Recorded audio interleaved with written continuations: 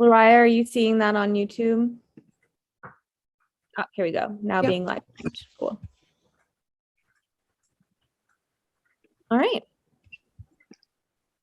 Lariah, are you seeing that on YouTube? Oops. Let me. Oh, here we go. Now being live. There we go. That's all right.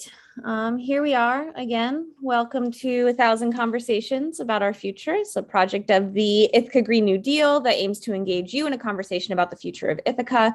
And I am your lovely and charming co-host, Rebecca Evans, Sustainability Specialist with the City of Ithaca. This series, the 1,000 Conversations Power Lunch series, is going to feature experts talking about kind of the geekier side of the Green New Deal. So things like tech, economics, electrification, and jobs, all the sort of stuff that really makes the Green New Deal tick. And I assure you, there will be some geeks here to talk to you about it.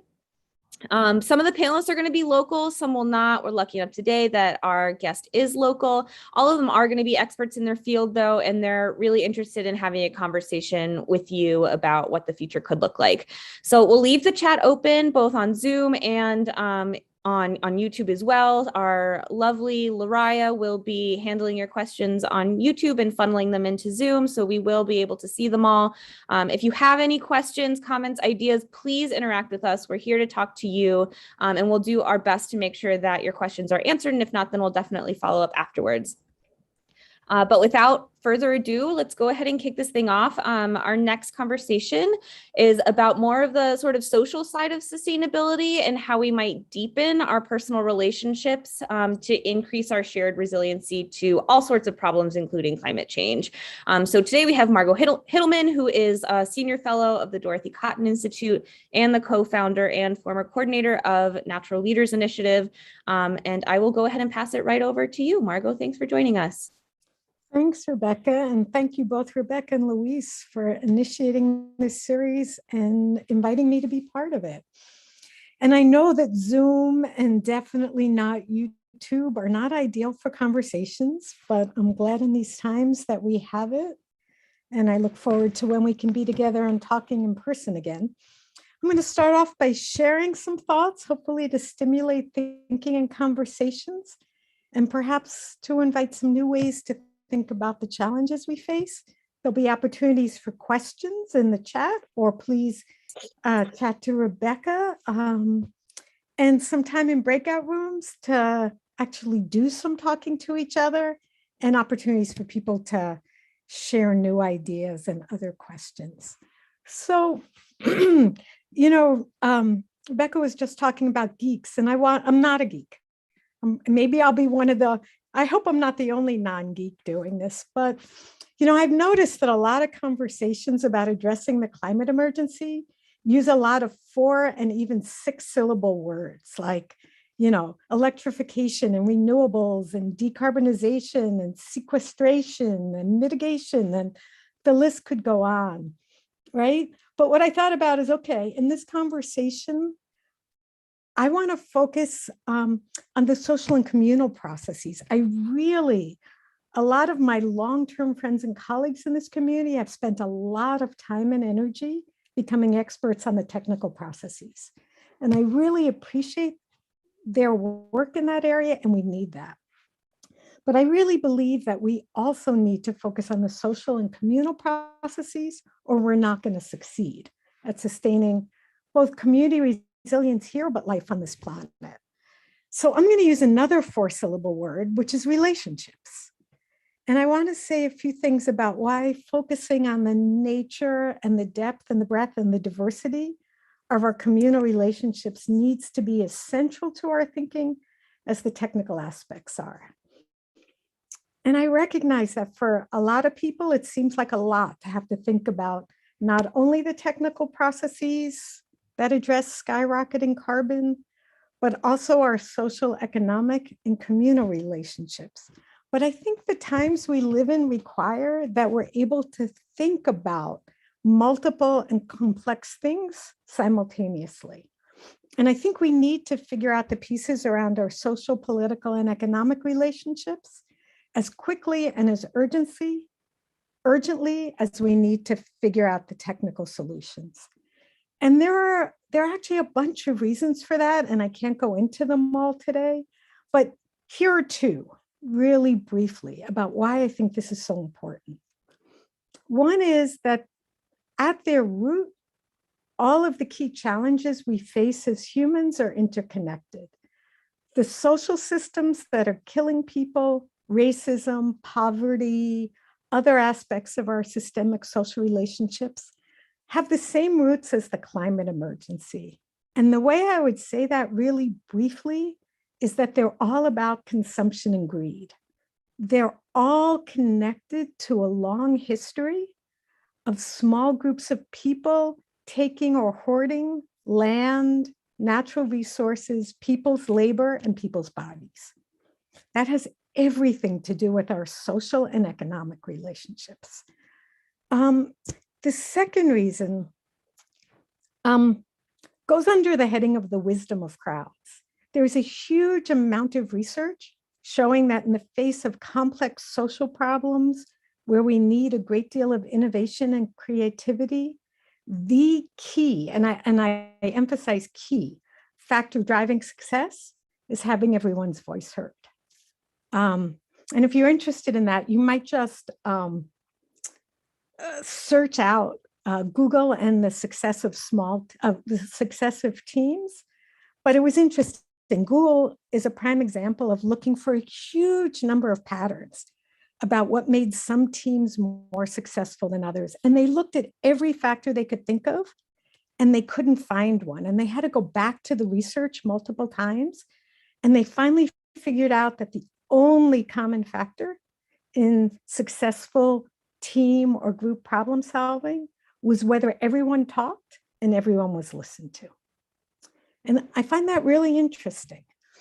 So I wanted to start by talking about leadership, and then I'll go on to talk about our relationship networks. So when it comes to recognizing and supporting diverse leadership, one thing I know about this community is that the aspirations for that have been really strong for a long time. And certain steps have been taken that have made strides, and we're nowhere close to where we need to be or where most of us want to be. So I was going to share a couple of things that I think we can do. Let me say first that I start from the assumption that leadership is abundant and is our greatest untapped asset. You know, a couple of years ago, maybe 10 years into the Natural Leaders Initiative, a leader in the community came to me and said, well, you've worked with 300 natural leaders at this point through the Natural Leaders Initiative, through NLI. How many more natural leaders could there be in a community of 100,000? And I was kind of surprised by the question, but I paused for a second. But my answer was, about 99,700, give or take a little, right? I want us to think about leadership as different than leaders, as different than a title and role. I think about leadership as the work of bringing people together, building people up to realize they have the power and capacity to act, helping them learn together about problems and figure out how to act collectively, right? When you think about leadership that way, we have huge numbers of people in our community who are really good at doing that. They're good at doing that within their own families. They're good at doing that within their own neighborhoods. They're good at doing that within their own communities. And all of us can really think about how do we help each other continue to expand our sphere of influence. If we're leading in our families, to see ourselves and our capacities in our neighborhood, or in our extended family, in our communities, in the broader community.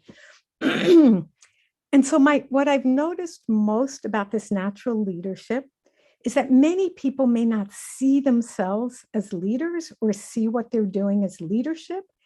And many people outside their communities may not see them as leaders and may not see what they're doing as leadership. but they are the people that others look to, that others listen to, who help make things happen, who help get resources to people who need them. And when we looked for people to nominate to the Natural Leaders Initiative, that's what we were looking for. People with passion, with a spark, who liked bringing people together, who other people looked to, who helped people get things done, get the resources they need, solve problems. And so there's a number of things we learned. I'm just going to share a couple of them this morning.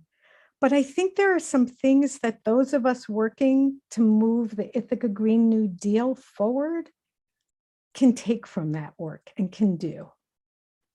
So one is the power of recognition, of seeing and elevating what's already there, of recognizing leadership as this kind of work, not just as a title and role, and looking around and seeing who are those people?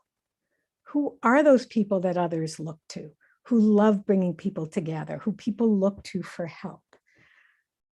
And after recognizing it, there's a huge power in respecting, affirming, and mirroring the importance of that work. I think about people who came to NLI who said so many times, it opened a door into the community I didn't know I was wanted. Or I'm here because I want to know why other people think I'm a leader. Or I thought leaders were those other people with Cornell degrees or important titles. I didn't realize that what I'm doing is leadership. So I think one role for those of us who are passionate about this work is the role of not only recognizing and helping other people recognize, but affirming and mirroring the importance of the work and of reflecting to people that they and their ideas matter. So I want to say a second thing about this, reflecting to people that they and their ideas matter. People who have come to workshops I've done know I love to tell a story about creepy dates. So whatever generation you are, I invite you to think back on your dating period or just imagine. And there's some date that was a first date, I'll say it never got to the second, that was some version of meeting somebody who knew exactly what we were going to do together. That person knew how often we were going to date, how long we were going to date, when we were going to go steady, when we were going to be exclusive, what we were going to do on the dates, when we were going to get married, where we were going to live, right? The list could go on. And at one workshop, a person even said to me, on her first date, somebody told her what she was going to wear at their wedding, right? And if I could see you all in person, people start to cringe. Here's the rub. The way as nonprofits, as people running public processes, as activists, that we try to go about engagement is to get people to come do what we've already decided they need to do. That if they would just come to our meetings, sign up, implement the programs we've identified, everything will be fine. And the truth is, that's creepy date. And so I think the second thing we can do, and it requires a lot of humility, is to think about how to build relationships differently. To think about how do we approach people by asking, what are you trying to do and how can I help? Rather than how can I get you to come help me? And that creepiness is one key factor in fostering mistrust and skepticism when we think about trying to engage people from communities that have been historically marginalized, whether that's communities of color, low-income communities, immigrant communities. So along with the question of who gets benefits and resources, this factor of building engagement by trying to get people to come help us is something we need to rethink. That leadership is everywhere. And how can we build relationships by learning about what people are trying to do and figuring out how to put our support behind them. So the third thing, and then I'll see if there's questions, that I want to talk about is what does it mean to truly support diverse leadership? And in particular, What does it mean to truly support the leadership of people of color, low-income folks, and other people who've been historically marginalized in public and also private processes? And I'm going to talk about this in general, but also particularly for us as white people. I have a friend in Western Mass, and I think she's the person who coined this term, who likes to talk about using the term people of the global majority rather than people of color. And her point is to help those of us who are white recognize that globally, we're in the minority. That means our perspectives and our knowledge is the minority perspective and knowledge in the world. And so there's a practice of humility and trust in supporting diverse leadership. And this is really challenging in an academic town where so many of us have PhDs and have been trained to see ourselves as the experts about something. We do know something. We know we have some of the answers, but we also don't often recognize what it is that we don't know that we don't know. And so part of supporting diverse leadership is building our skills of asking questions that will help us learn. It's about deeply considering new perspectives on our relationships and the problems we're trying to solve. The people who've most been targeted by existing systems often have the clearest perspectives on the common roots of the climate emergency, poverty, racism, the rise of the police state. And they often have very clear, very interesting perspectives on what's required to repair them. And so there's something about supporting diverse leadership that means intentionally assuming we don't already have the answers, that we're not the full experts. It means building the skills of learning to not only lead, but to follow. It means intentionally creating opportunities and resources for people to try new things at their own initiative and under their own directions and in ways that make sense to them. What I found through NLI and what I know other people have found elsewhere is that often doing that means people try something, and what they try might look too small for some people who want to see everything change right now. But as soon as people try something small and succeed, their mind immediately goes to what's the next biggest thing they could try. And what's the next biggest thing they could try? I remember funding somebody once who threw a really small community celebration, and people said, you know, it basically was a glorified birthday party for her son. Why did you fund that? But you know what? A year later, she funded a celebration for the neighborhood. And a year after that, she led a really important celebration for the community as a whole, right? That happens over and over again. And the last thing I want to say, and I'll see if there's questions after that, Rebecca, is a piece of supporting diverse leadership is having people's back. And we see this all the time. Any of us who have worked for very long in the community know that feeling of where it's hard for us to really communicate to people that we have their back and will show up for them, and they will, and that people know that. And I think a really big piece, if we want to see more diverse, leadership in our community, particularly from people who haven't traditionally participated in this process, we're going to need to try elements of all of those things to create new spaces. So after, I'll talk about something about the breadth, depth, and diversity of our relationships. But Rebecca, are there questions at this point? I know I have a number of questions. I don't know that we have it. We do have some viewers on YouTube, and I know I've received a couple of messages.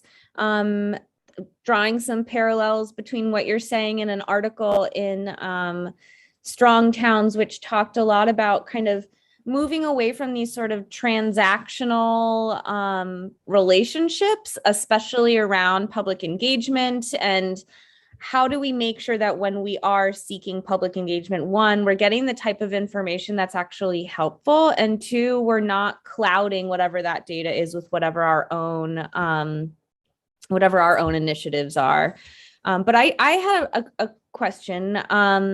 You were talking a lot about people not recognizing their own leadership or coming to NLI because they wanted to understand why other people saw them as leaders, and the way that we're viewing leadership isn't necessarily accurate in every case.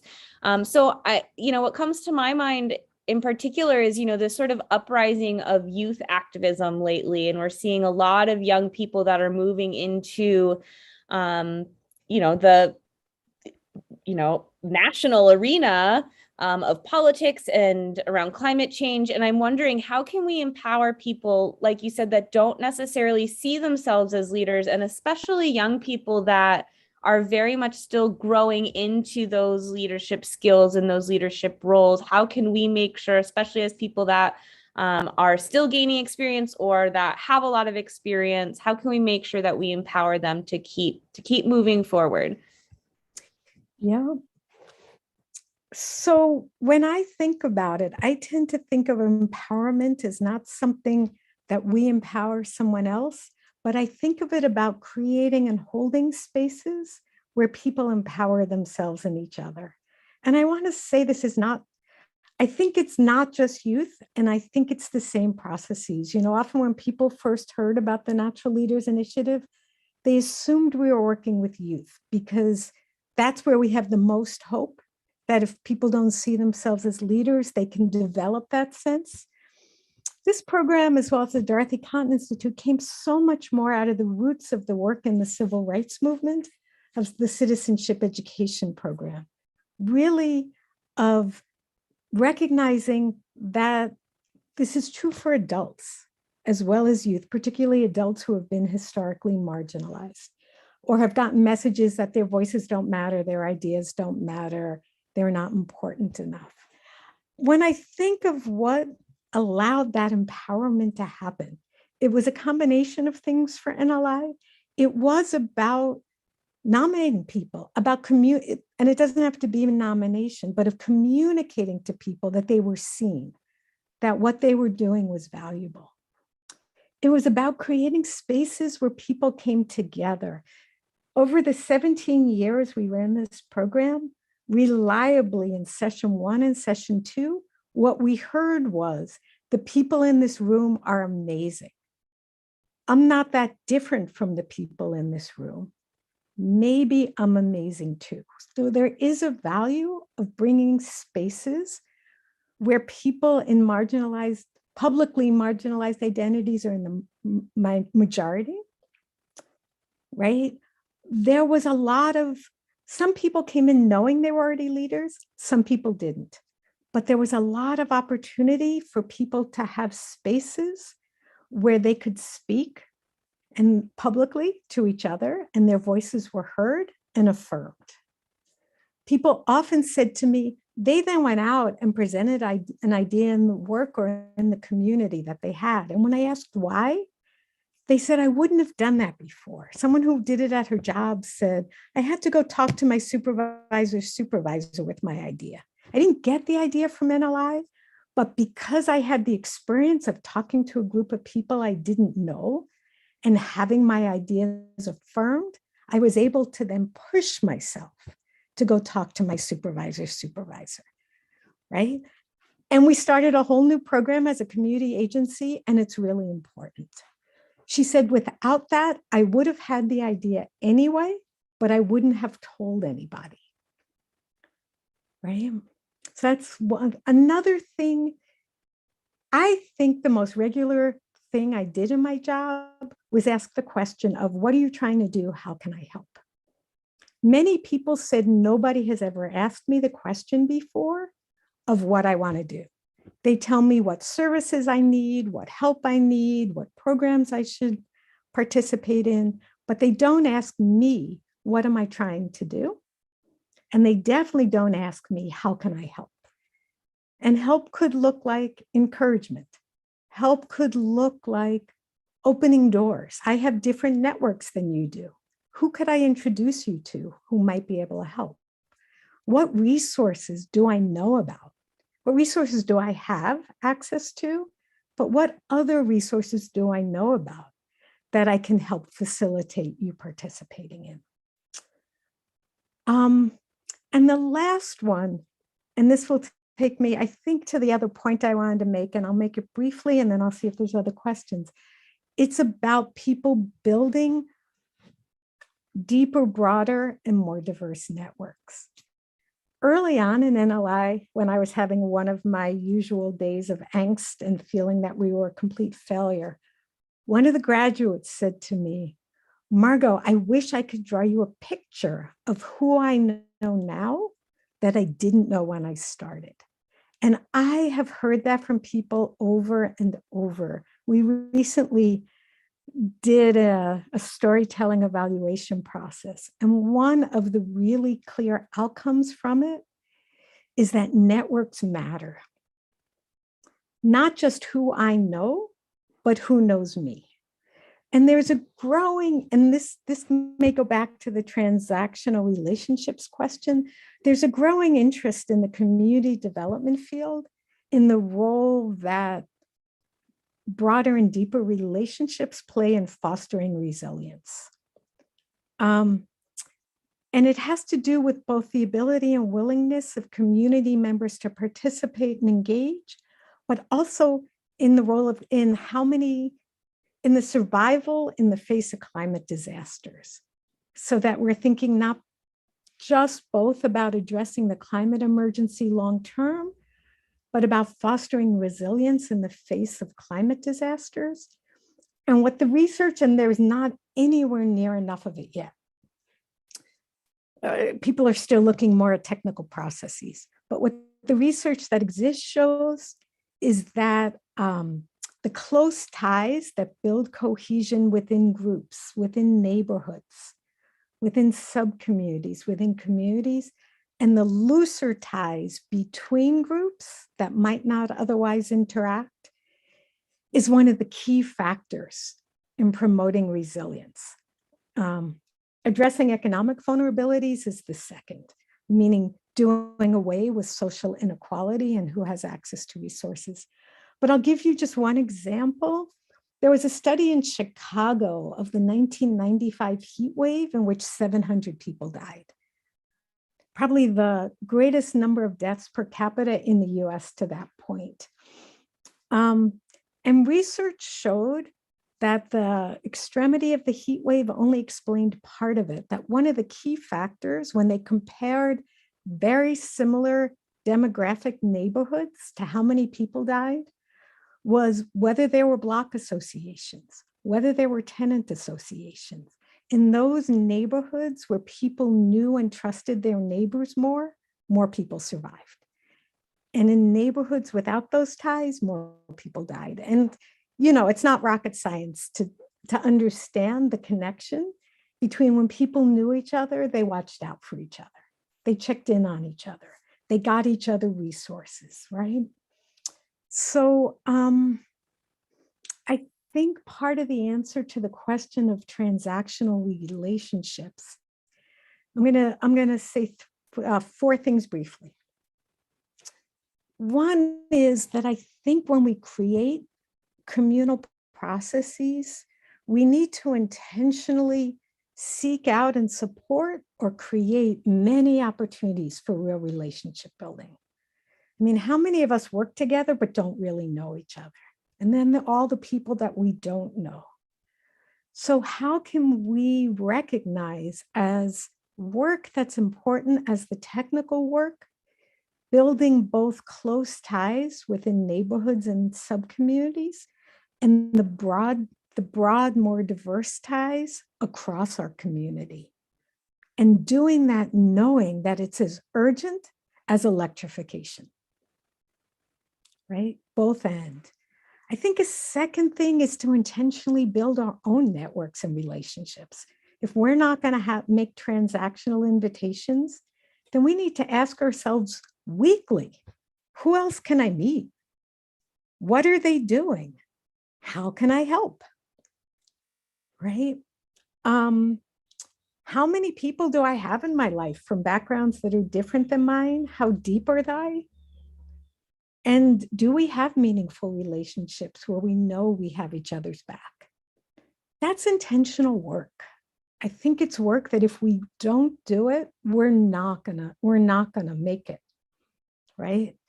The two other things, and I'll say more briefly. One, I think, is to I think we're asking ourselves, how does each of these steps we're planning to take decarbonize our community? What impact will it have? I think we need to ask about each of those steps. How does this next step build, rebuild, or strengthen relationships or communities? As well as how does this next step foster equity and address historical inequities? So it's actually three questions that I think we should be asking about each step. And where could we make it do more, right? Where could we tweak this step to make it do all three of those things better? And then finally, I think it's about reaching for unity, that if we have real relationships, can we remember we're on the same team even when we don't agree with each other? And I'm not going to get on my soapbox, but our movements regularly blow up from the inside. And so I think there's something about this relationship question that's about deciding to have each other's back no matter what. So, Becca, what do you think? And you have a better sense of numbers here. Other questions? Should we go off into breakout rooms and let people speak for a few minutes with each other? We do have one question from Anna. She's asking, Margo, what are the three most important concrete things that you think the IGND needs to do to best learn from and work with our communities? Anna, you want me to pick three out of my list? Well, okay. Especially it's so challenging because I know that you think in these beautiful, broad, systemic, complex ways. And so what you offer us is this really complex articulation of how all of these systems and priorities are interwoven. And I love hearing you talk about it. I'm so right there with you. And I think the perennial challenge, like we all know this, is how do we boil it down? And I think we're working with tons of people who are very skilled in that. I just wanted to hear your take. Like if you had to rank top three things to do, whether that's steps or processes, practices. Okay, so one, the power of respecting, affirming, and mirroring the important leadership work that's being done all across our community, whether it's named or not. And so within that, I think that requires the asking people, what are you trying to do? How can we help?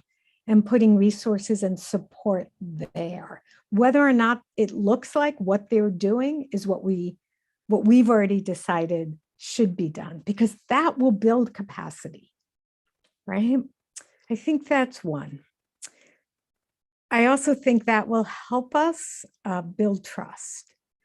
I think a second is intentionally looking for where opportunities for real relationship building are happening or creating them as part of our processes. And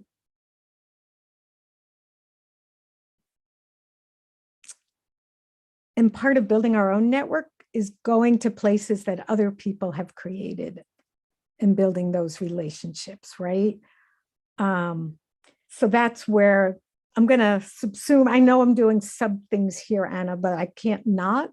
It's the getting the creepy date out of the way that we're trying to foster engagement, that we need to stop being creepy dates. And I guess the third is asking ourselves regularly for each of those steps, both how does it reduce carbon? How does it increase equity? And how does it build, rebuild, or strengthen relationships? Or how could it?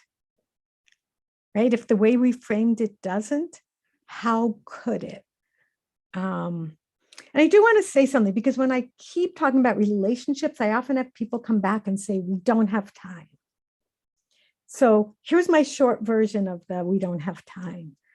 A number of years ago, the CEO of a local organization came to me and said, we're trying to diversify our board.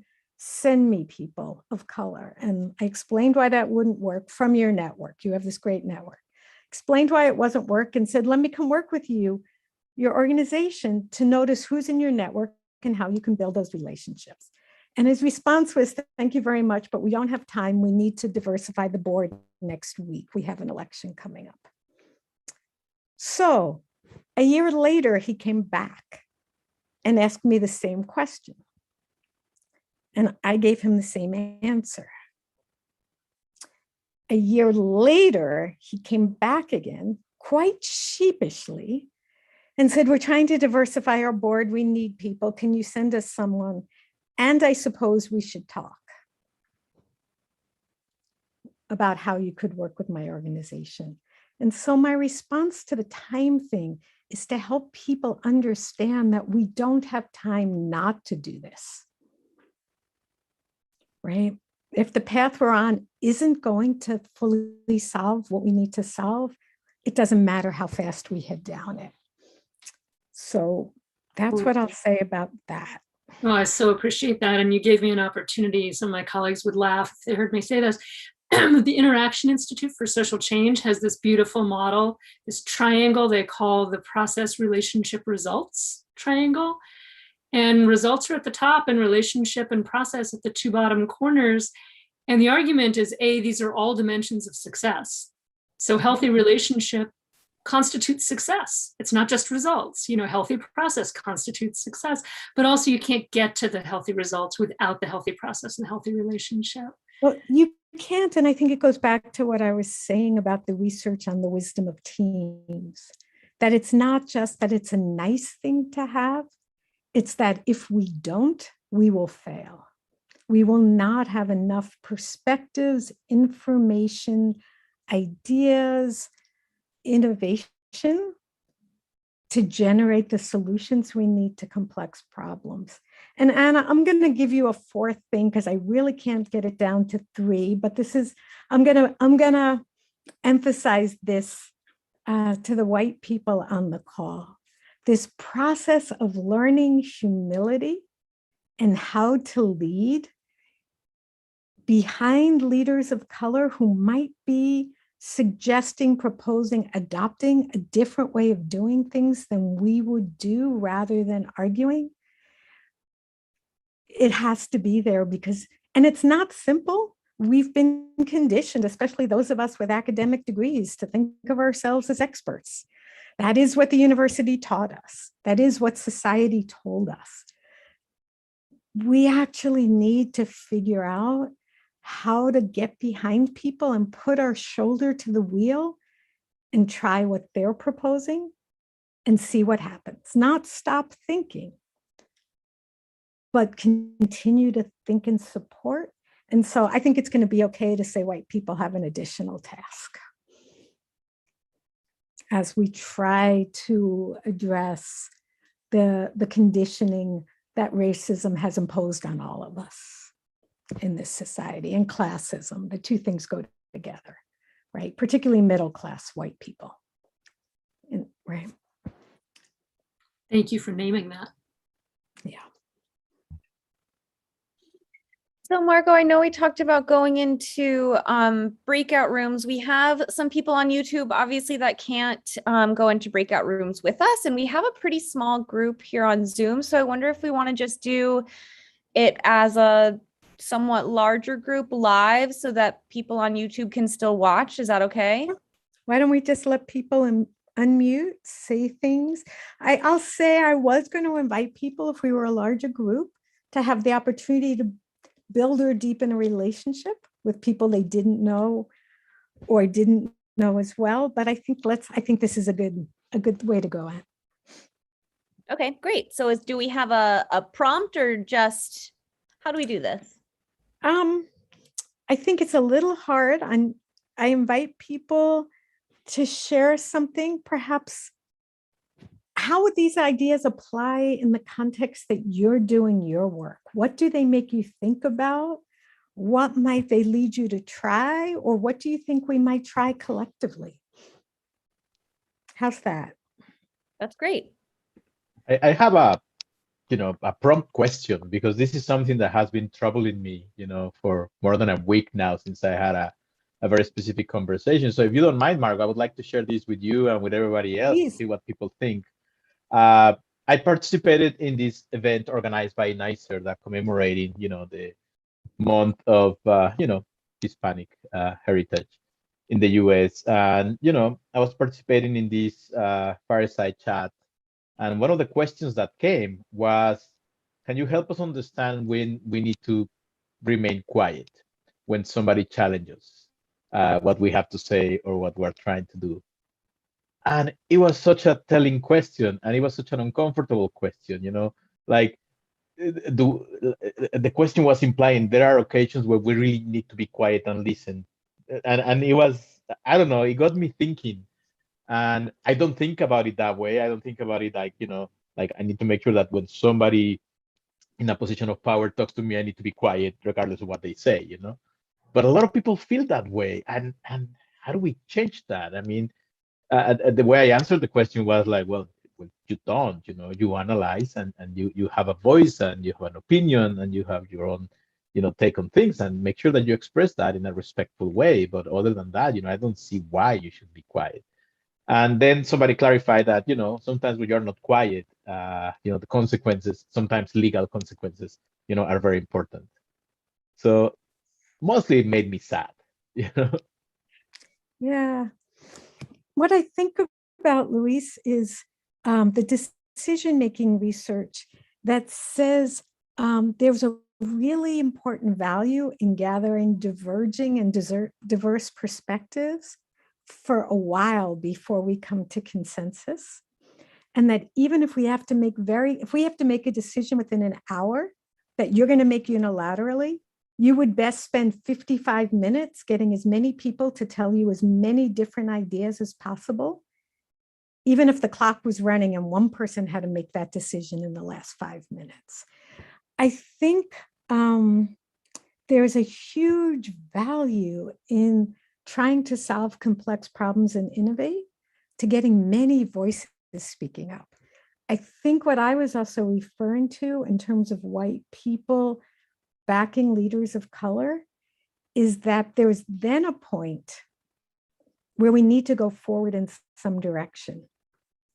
And that part of the process, sometimes we can't stop insisting that things are not going well, or we're mad, or we're leaving because what's happening is not what we wanted. Right? And so I think it's a both end. Mm-hmm. Right? And I think people worry about the divergent perspectives because we'll never come to a decision together. But the bigger danger is actually trying to come to consensus too quickly. There's a lot of research on decision making that says that reliably leads to really poor decisions. Mostly because we never find out what it was we didn't know. It's that quadrant of we don't know what we don't know. That's so dangerous.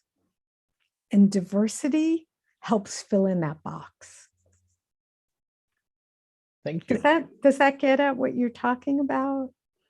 Yeah, no, thank you for that, for your perspective and your obviously very well-informed opinion on how to handle this. And I understand from everything that you're saying is that we're not here trying to prescribe a way of doing things. We're just asking people to think through things and to pay attention to what's important and to situate themselves in the world that we live in today. And there are people far more versed than I am who have done much more large political positions, who could speak to the concerns about legal concerns way better than I can. And so I want to just acknowledge, I don't know a lot about that one, right? And how to manage that.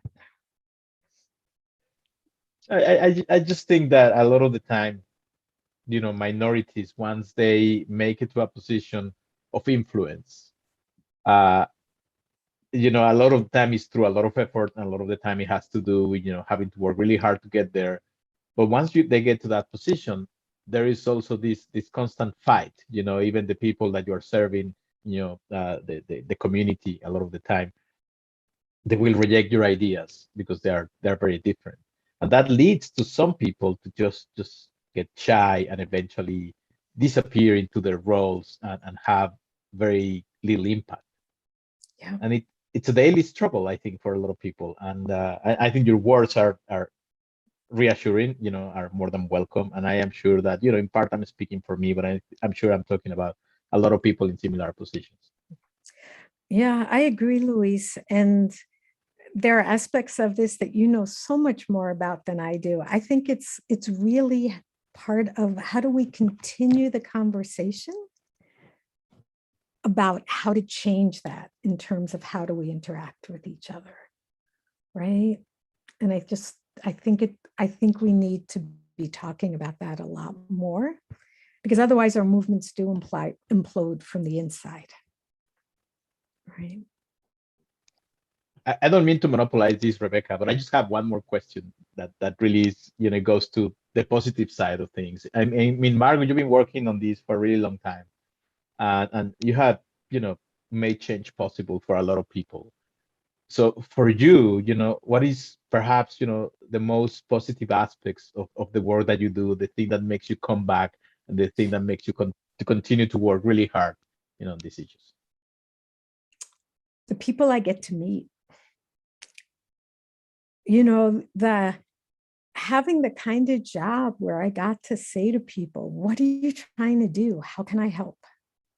I can't think of something more exciting. And, there was a point early on where I had the chance to apply for another position, 2 opportunities on the campus. It would have paid me twice what I was making. But what I knew was 2 things. One is my job, I put myself in a position where I got to meet people whose background was different than mine on a regular daily basis. People that I would never have met on my own. And then I got to ask them, what are you trying to do? How can I help? And then I got to listen. And so much of what I know about this, I think I came in knowing something. So much of what I know about this was then hearing people's perspectives on their experience with community processes. That insight about the creepy date came from listening to a lot of people, right? Oh my gosh, this is what you guys do. And then, by the way, you get the money and you get paid for it, and we're still where we are. And I went, oh, oh no, right?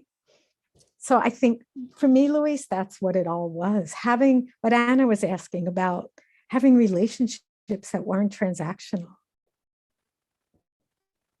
That's what keeps bringing me back. And it's fortunate that I also think that's a key piece of transforming things in our community, because it builds my capacity and it builds the other person's capacity. Right? It's not just, this wasn't just, and maybe Rebecca, maybe this goes back to your question about empowering youth. This wasn't just about empowering other people. It was also about empowering myself to move in a world where people from my background are not in the majority. Right? And to have many different relationships and to learn how to do that. And I don't know, I got to call it my job for a long time. How lucky can you get? Not much more. We do have another question coming in from YouTube. When we see the collective, we see people undermining leaders of color and the projects or initiatives that they're working on. How can we best respond to that? And perhaps particularly as white people, how can we best respond to other white people who may be, undermining other local leaders? It's a really important question. I think there are many different kinds of answers to it. I will give one aspect of it and we'll see if it's useful. I think there are sometimes opportunities to say something in the moment about, let's listen to what so-and-so has to say. Let's try. Why don't we try this approach? I think longer term, it's much more effective to try to have conversations one-to-one. I know that people talk about calling people in versus calling people out. Either way you think about it, very few of us can respond well to being told that we didn't behave well or we made a mistake or we need to be different in public. It tends to make us defensive, and then we're busy defending ourselves. I find it much easier to try to find a time to have a one-on-one conversation with someone, to listen to what's going on for them, and to be able to share a perspective, and then to listen to them some more, and then maybe to hold out a perspective. And it doesn't always change things immediately.